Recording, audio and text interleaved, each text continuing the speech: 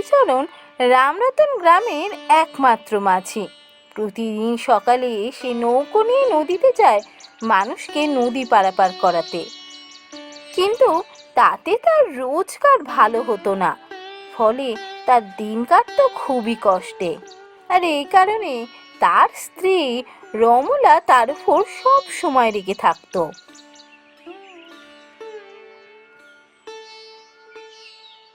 কি গো, যাও বাজারে একটু ঘুরে এসো, বাড়িতে তো কিছুই নেই।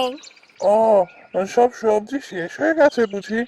ঠিক আছে, দাও ব্যাগটা দাও, আমি বাজার থেকে ঘুরে আসি। এই শোনো, আজ শুধু সবজি নিয়ে ফিরে আসবে না, মাছ নিয়ে আসবে।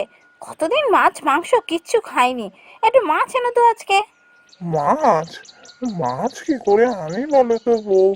মাছের এখন কম দাম, আমার কাছে অত টাকা কোথায় যে মাছ আনবো? দূর দূর দূর, কতদিন মাছ মাংস কিচ্ছু খাইনি, খালি এই এক সবজি খেয়ে যাচ্ছি, আর ভালো লাগে না। এই বলে দিলুম, পরের সপ্তাহের মধ্যে যদি তুমি মাছ মাংস না খাইয়েছো, আমি কিন্তু বাড়ি ছেড়ে বাপের বাড়ি চলে যাব।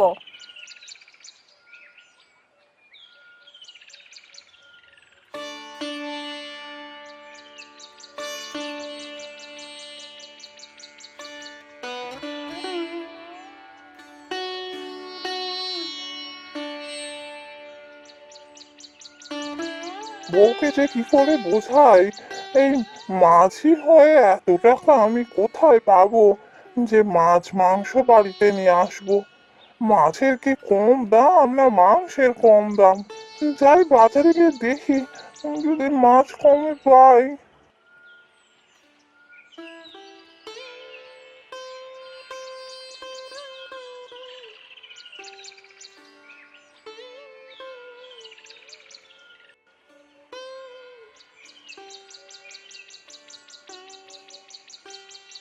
কিরে রতন, বলি মাছের কত দাম রে? ও হরিদা, এসো এসো, বলো কোন মাছটা নেবে? সব একদম টাটকা রুই আছে। ঠিক আছে, মাছের দাম কত তো বল আগে, তারপর তো নেবো। এই তো দাদা, বড় বড় রুই মাছ, একদম টাটকা, 300 টাকা কেজি। সে কি রে, 300 টাকা কেজি মাছ? ও বাবা, এত টাকা আমি কোথায় পাবো? না না বাবা, দরকার নেই, আমি মাছ নেবো না। আমি এমনি ওই আলু পটল কিনেই বাড়ি যাবো। আসি রে।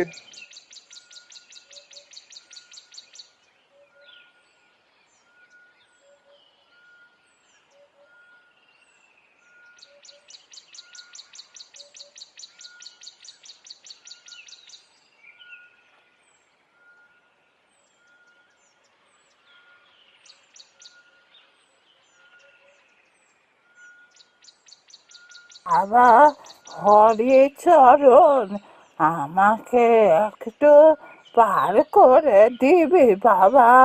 ও ঠাকমা, কোথায় যাবে গো? আমি তো আমলকি গ্রামে যাবো বাছা, আমার নাতনির শ্বশুর বাড়ি, একটু আমায় পার করে দিবি বাবা, বড্ড দরকার। আমার কাছে টাকা পয়সা নেই, একটু বিনে পয়সায় পার করে দে না বাবা। আচ্ছা আচ্ছা, ঠিক আছে, তোমার বয়স হয়েছে, তোমাকে আর টাকা পয়সা দিতে হবে না। এসো এসো, আমি তোমাকে পার করে দিচ্ছি।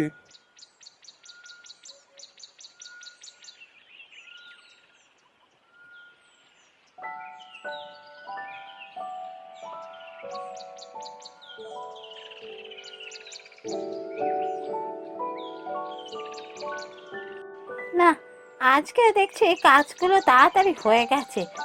অনেকদিন সইয়ের কাছে যাইনি, যাই একটু সইয়ের বাড়ি ঘুরে আসি।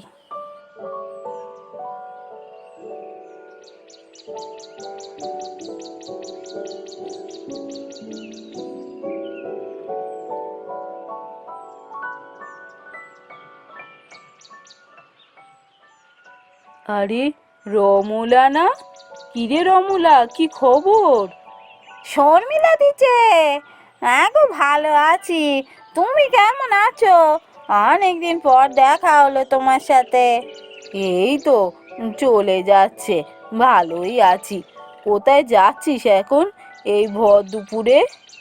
এই উর্মিলার বাড়িতে যাচ্ছি একটু, অনেকদিন ওর বাড়ি যাইনি, কেমন আছে তাই ভাবলাম একবার ঘুরে আসি। তুমি কোথায় যাচ্ছ গো এই দুপুরবেলা? আর বলিস না, তোর দাদাকে তো চিনিস, এত ভুলো মন, বাজারে গেছে টাকাটাই নিয়ে যায়নি। একটা মাছ কিনে এনেছিল, সে মাছের দাম দিতে পারেনি, তাই আমি এখন যাচ্ছি মাছের দামটা মিটিয়ে দিয়ে আসি। ও, তোমরা আজকে মাছ খেয়েছো বুঝি? হ্যাঁ, আমাদের মাছ তো রোজই হয়, ছেলেটা তো মাছ ছাড়া ভাত খেতে পারে না। যাকে ভাই, চলি এখন, অনেক বেলা হয়ে গেল।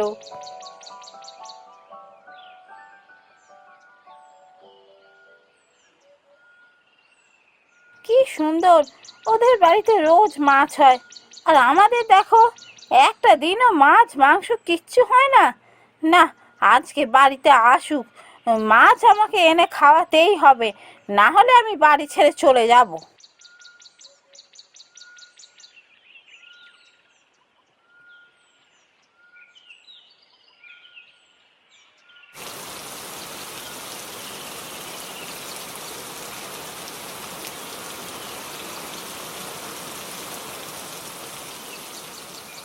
এই, যাও, আজকে বাজারে যাও তুমি। সে কি গো, কালকেই তো আমি বাজার করে এনে দিলাম, সব বাজার শেষ হয়ে গেল, আজ আবার বাজার যেতে হবে? না, সবজি কেন শেষ হবে? অত সবজি কি কাল রান্না করেছি? সবজি আছে, তুমি যাও, শিগগিরই একটা মাছ কিনে নিয়ে এসো। মাছ এখন 300 টাকা কেজি বউ, এত টাকা আমি কোথা থেকে পাবো বলো তো? পরোপকার করাটা একটু বন্ধ করলেই হয়। আমি জানি না, তুমি অনেককে বিনে পয়সায় নদী পারাপার করিয়ে দাও, সেগুলো বন্ধ করলে তো একটু রোজগারটা বাড়ে নাকি? বা যখন যার একটু বেশি প্রয়োজন, তার কাছ থেকে একটু বেশি টাকা নিলেও তো রোজগারটা বাড়ে। কিছুই তুমি করবে না, বেশি সৎ আর পরোপকারী হয়ে আমাকে মেরে ফেলছো তুমি। ছি ছি, ও কথা বলতে নেই বউ, কত মানুষের কত প্রয়োজন থাকে বলো তো, তার কাছে টাকা নেই বলে তাকে নদী পারাপার করাবো না, বা তার কাছ থেকে বেশি টাকা নেবো, এ কি হতে পারে বলো তো? হরিচরণ, হ্যাঁ হরিচরণ, বাড়িতে আছিস নাকি?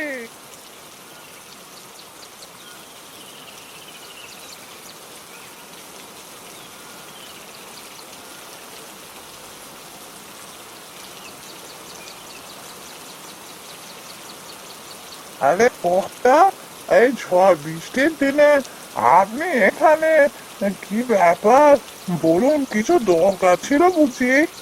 হরি, খুব বিপদে পড়েছি, আমার মেয়ে শরীরটা খুব খারাপ, বৈদ্য নিয়ে আসতে হবে, বৈদ্য আছে পাশের গ্রামে, ওই নদী পেরিয়ে যেতে হবে, চ ভাই, আমাকে একটু নদীটা পার করে দে। সে কি কথা, হ্যাঁ হ্যাঁ, চলুন চলুন, আমি আপনাকে নদী পার করে দিচ্ছি।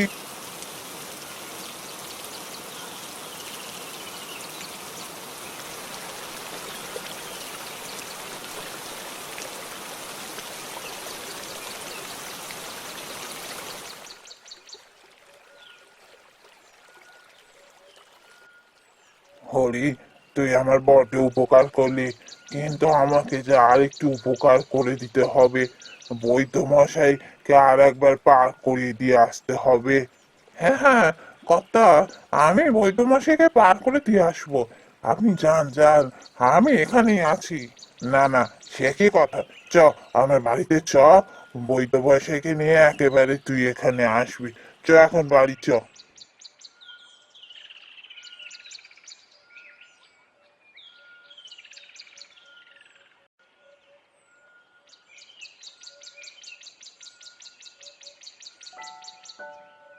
সত্যি হরি, আজকে তুই আমার যা বড় উপকার করলি, আমি ভেবেছিলাম তুই যেতে চাইবি না, বর্ষায় একে নদীর জল ফুলেছে, তার উপরে এমন ঝড় বৃষ্টি, যাওয়াটা খুবই বিপজ্জনক ছিল, তার মধ্যেও যে তুই আমাকে নিয়ে গেছিস, বৈদ্য মশাইকেও গিয়ে দিয়ে নি। আমার যে কত বড় উপকার তুই করলি তুই জানিস না। বৈদ্য মশাইকে না আনতে পারলে মেয়েটার খুব বড় বিপদ হতো রে। ছি ছি কথা, এমন ভাবে বলবে না। এ তো আমার কর্তব্য। আমি এ গায়ে একাই মাঝি, নদী পারাপার করানোই তো আমার কাজ বলুন। তা হোক, তুই যে এমন ঝুঁকি নিয়ে নিজের কর্তব্য পালন করেছিস, এর জন্য আমি তোর কাছে চিরকাল কৃতজ্ঞ থাকবো। শোন হরি, আজকে আমি বাড়ি গিয়ে তোর বউয়ের সব কথাই শুনেছি। তোর বউয়ের মাছ মাংস খেতে খুব ইচ্ছে করেছে তো। দাঁড়া, আমি তার ব্যবস্থা করে দিচ্ছি। তোকে আমি তোর টাকা দিয়ে দিচ্ছি। আর কাল সকালে আমি দুটো বড় বড় মাছ তোর বাড়িতে পাঠিয়ে দেবো, বুঝলি? আর তার পরের দিন আমি পাঁঠার মাংস তোর বাড়িতে পাঠিয়ে দেবো।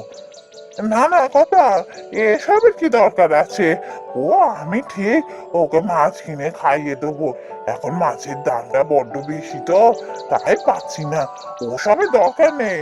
আপনি আমায় টাকা দিয়েছেন, তাতেই হবে। না ভাই হরি, তুই আজ আমার যা বড় উপকার করলি, তার কাছে তুই টাকা কিচ্ছু না। বৌমার ইচ্ছে হয়েছে মাছ মাংস খাবে, আমি তোদের মনের ইচ্ছা পূরণ করতে পারলে আমার ভালোই লাগবে। তুই এখন বাড়ি যা হরি, কাল সকালে আমি মাছ পাঠিয়ে দেবো।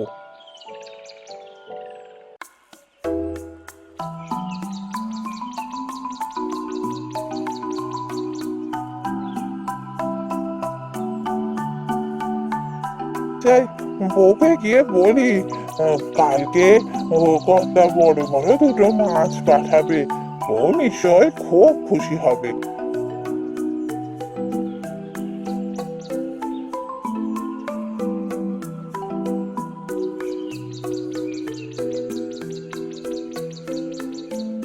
সে কি গো, তাই বুঝি? বড় বড় দুখানা মাছ, আবার মাংস পাঠাবে? সত্যি তোমার ওই পরোপকারিতার জন্য যে এত বড় উপহার পাবো সত্যি ভাবিনি গো। তাহলে তুমি আর আমার উপর রাগ করবে না তো বউ, এই লোকে সাহায্য করি বলে? না না না, আর তোমার উপর আমি কোনো রাগ করবো না। কালকে মাছের ভালো করে কালিয়া করব, দুজনে মিলে জমিয়ে খাবো।